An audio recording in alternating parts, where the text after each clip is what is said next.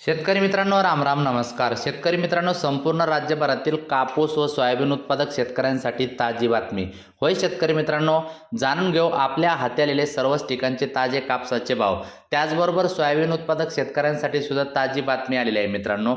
तत्पूर्वी आपणास विनंती करतो, शेतीविषयक असो किंवा इतर सर्व प्रकारच्या माहितीसाठी प्रत्येक शेतकरी बांधवांनी आपले यूट्यूब चॅनल नक्की एकदा सबस्क्राईब करा, लाईक करा, कमेंट करा, शेअर करा.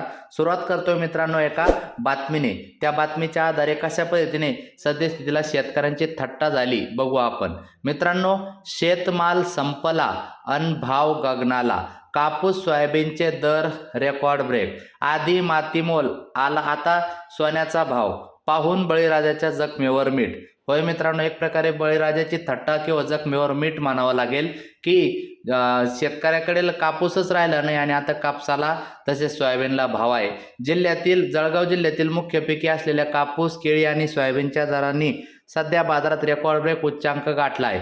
मात्र 90% शेतकऱ्यांकडे आता विकण्यासाठी कोणताही शेतमाल शिल्लक नसल्याने या वाढलेल्या भावांचा शेतकऱ्यांना कवडीचाही फायदा होत नसल्याचे विदारक चित्र आहे. मित्रांनो, जळगाव जिल्ह्यात सर्वाधिक लागवड कापसाची होते. त्यापाठोपाठ केळी आणि सोयाबीनचे क्षेत्र मोठे आहे. सद्यस्थितीत बाजारपेठेत या तीनही नगदी पिकांचे भाव ऐतिहासिक पातळीवर पोहोचले आहे. आता कापूस नसताना आवक घटल्याने कापसाचे दर थेट 9,000 रुपये प्रति क्विंटल वर गेलेले आहे. सोयाबीननं ही मोठी झेप घेत 5 वर्षातील सर्वात उच्चांकी म्हणजेच 7,400 रुपये प्रति क्विंटलचा टप्पा गाठला आहे. नवीन केळीची आवक अद्याप सुरू न झाल्याने केळीचे भाव 2,000 ते 2,300 रुपये प्रति क्विंटलपर्यंत वाढले आहे. मात्र शेतकऱ्यांच्या जखमेवर मीठ. मित्रांनो, जेव्हा शेतकऱ्यांच्या घरात सोयाबीन आणि कापूस साठवलेला होता तेव्हा व्यापारी अतिशय कमी भावाने खरेदी करत होते. खर्चही निघत नसल्याने अनेक शेतकऱ्यांनी मिळेल त्या भावात माल विकून टाकला. केळीच्या बाबतीतही तीच गत झाली.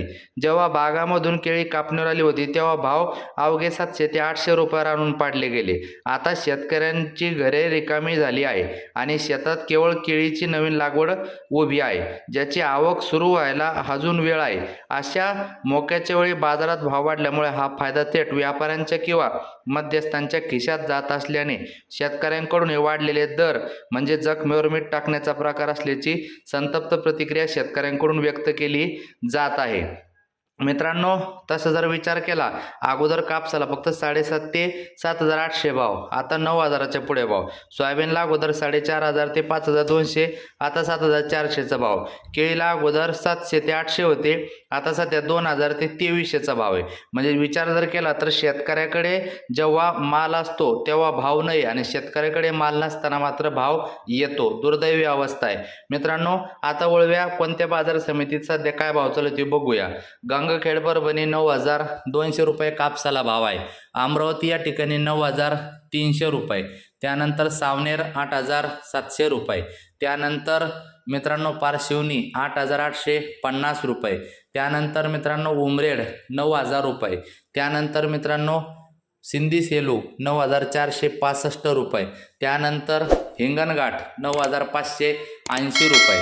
त्यानंतर मित्रांनो भेटूया पुढच्या वेळी. तेवढ्यासाठी इतकंच. धन्यवाद.